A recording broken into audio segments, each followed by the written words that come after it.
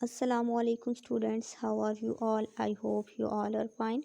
I am your SST teacher Ma'am Aisha, and today we shall read our next topic, polar habitat, Qutbi habitat. Unit number 1 है The Earth as a Living Planet. Chapter number 2 है What is a Habitat, और इसी का topic है polar habitat, कुतबी habitat. कुतबी habitat अब क्या है भाई? अब ये ऐसा है कि हमारी जो ज़मीन है ना, इसके दो सिरे हैं। इट हैज़ टू एक्सिस, और उन दोनों सिरों को कहते हैं कुतब, पोल्स। और अगर उनको एक साथ बोला जाए तो उनको कहते हैं कुतबीन। ठीक हो गया। एक है नॉर्थ पोल, जनूबी कुतब या जनूबी सिरा, और दूसरा है साउथ पोल, शुमाली कुतब या शुमाली सिरा। तो ये जो दो पोल्स हैं ना, ठीक है, यहाँ के जो इलाके हैं, रीजन्स हैं, ठीक है, जो एरियाज़ हैं, वहाँ की जो हैबिटेट है उसको कहते हैं पोलर हैबिटेट। वहाँ पे मतलब कि ऐसा है कि वहाँ पे भी जो है एनिमल्स रहते हैं। वहाँ पे बहुत ज़्यादा ना सर्दी है, तो वहाँ पे जो एनिमल्स रहते हैं ना, उनकी हैबिटेट को कहते हैं पोलर हैबिटेट। तो चलिए शुरू करते हैं कि अब इसको पोलर हैबिटेट जो है, इसको रिहाइशगाह का दर्जा क्यों दिया गया है। तो फर्स्ट ऑफ ऑल हम ये देख लेते हैं कि इसमें जो मेन पॉइंट्स हैं वो कौन कौन से हैं जो हम इसमें डिस्कस करने वाले हैं। Polar habitat, we shall read what is a polar habitat, names of some polar animals, what polar bears eat, what kind of animal polar bear is. क्या क्या पढ़ना है? फर्स्ट पोलर हैबिटेट क्या है, फिर सेकंड कुछ जो पोलर एनिमल्स हैं, ठीक है, जानवर हैं, कुतबी जानवर, उनके नाम हम पढ़ेंगे। फिर थर्ड पे हम ये पढ़ेंगे कि पोलर बेयर्स जो हैं, ठीक है, वो क्या खाते हैं। और लास्ट पे हम क्या पढ़ेंगे कि पोलर बेयर जो है वो किस तरह का एनिमल है, किस तरह का जानवर है। तो चलिए शुरू करते हैं। फर्स्ट क्या था हमारा कि पोलर हैबिटेट क्या है। Polar regions are the regions on north and south pole. Polar regions यानी कुतबी इलाके, ठीक है, are the regions on north and south pole. वो कहते हैं कि कुतबी इलाके वो इलाके हैं जो कि नॉर्थ पोल यानी जनूबी कुतब एंड साउथ पोल यानी शुमाली कुतब के जो इलाके हैं उनमें आते हैं। ठीक है, मतलब कि वहाँ पे जो इलाके मौजूद हैं नॉर्थ और साउथ पोल में, जो इलाके मौजूद हैं, जो एरियाज़, जो रीजन्स मौजूद हैं, उनको क्या कहते हैं? पोलर रीजन्स यानी कुतबी इलाके। ठीक है, कुतब से ही निकला ये वर्ड पोलर, पोल से पोलर। ठीक है, these regions are extremely cold. जैसे कि मैंने आपको बताया कि वहाँ पे जो है वो बहुत ज़्यादा सर्दी होती है, और ये जो इलाके नहीं आर्कटिक ओशन वाली साइड पे हैं, इसलिए वहाँ पे बहुत ज़्यादा ना सर्दी होती है। The animals and plants live here are specially adapted to the cold. Adapted होता है ढाल लिया। वो कहते हैं कि वहाँ पे जो एनिमल्स और प्लांट्स रहते हैं, जो जानवर और पौधे वहाँ पे रहते हैं ना, उन्होंने अपने आप को सर्दी के मुताबिक ढाल लिया है। जैसे कि हमने डेजर्ट हैबिटेट पढ़ा था, वहाँ के जो एनिमल्स थे उन्होंने भी अपने आप को वहाँ जो था उसके मुताबिक ढाला हुआ था, अडेप्ट किया हुआ था वहाँ का जो एनवायरनमेंट है उसको। उनको पानी की कम ज़रूरत थी। यहाँ पे भी ऐसे ही कि यहाँ के जो एनिमल्स हैं उनको इतनी सर्दी नहीं लगती, उसमें रहने के आदी हो गए, उनको आदत हो गई है यहाँ पे रहने की। नेक्स्ट हमने जो पॉइंट पढ़ना था वो ये था कि किस तरह के जो एनिमल्स हैं वो रहते हैं पोलर हैबिटेट में या कुतबी रिहाइश गाह में। Polar bears, seals, penguins and walruses are some of the animals that live in the freezing cold. कौन कौन से एनिमल्स हैं?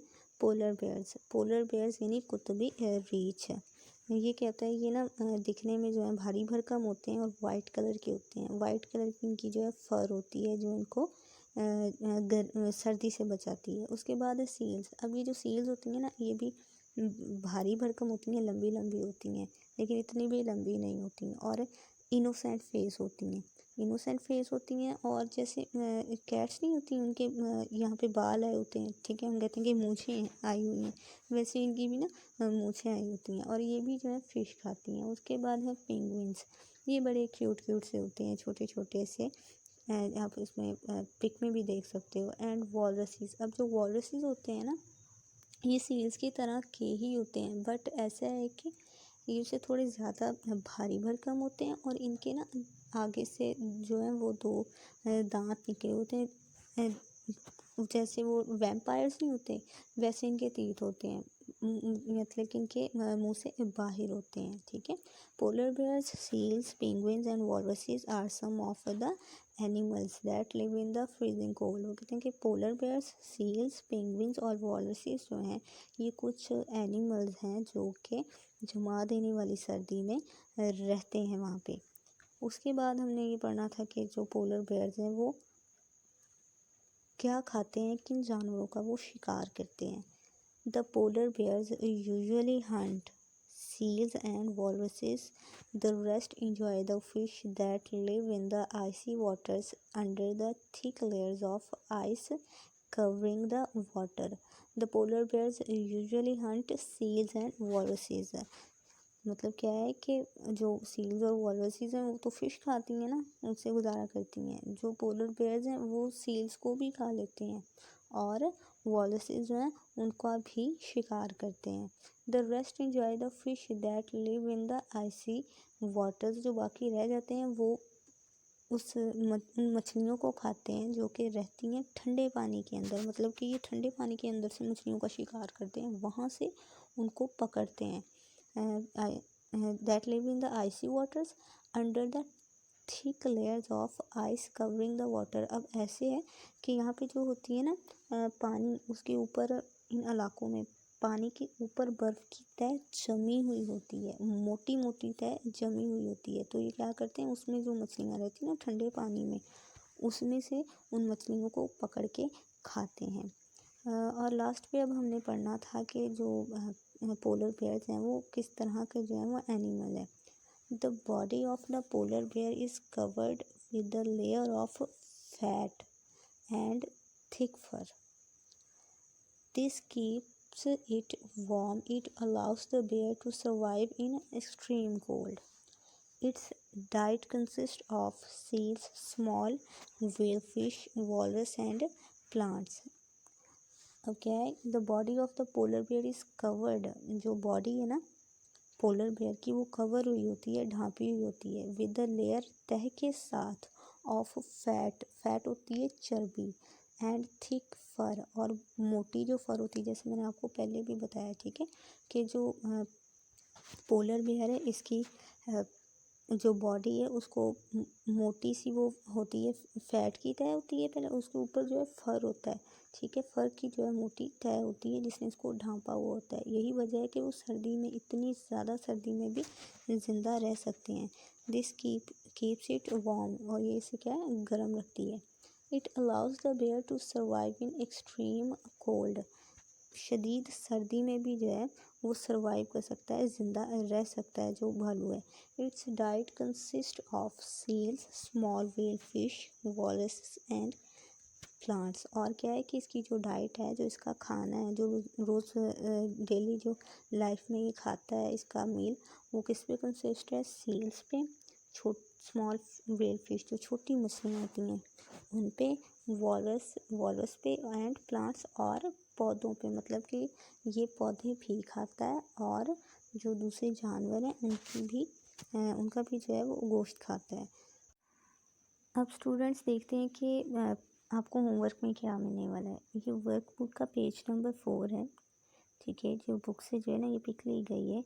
क्वेश्चन क्या है, write 3 features of each of the following habitats. मंदरजा झैल हैबिटेट्स जो हैं, रिहाइशगाह हैं, उनके आपने 3 फीचर्स लिखने हैं। अब हमारे प्रीवियस 2 लेक्चर्स थे उसमें हमने फॉरेस्ट हैबिटेट के फीचर्स पढ़े थे, वो लिखे। फिर डेजर्ट हैबिटेट के फीचर्स लिख लिए थे। फिर ओशन हैबिटेट जो है उसके भी लिख लिए थे फीचर्स। फिर रिवर हैबिटेट के भी फीचर्स लिखे थे। तो लास्ट पे जो हमारा रह गया था पोलर हैबिटेट रह गया था। तो अब आपने क्या करना है कि पोलर हैबिटेट जो है ना उसके जो है वो फीचर्स राइट करने हैं अपनी वर्कबुक पे।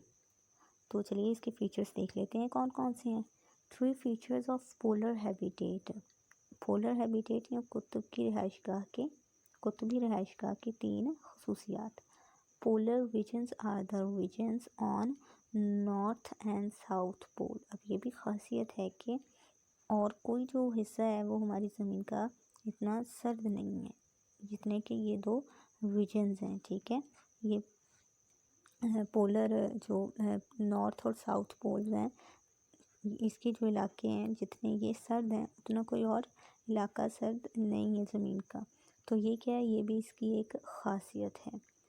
फिर second, polar regions are extremely cold.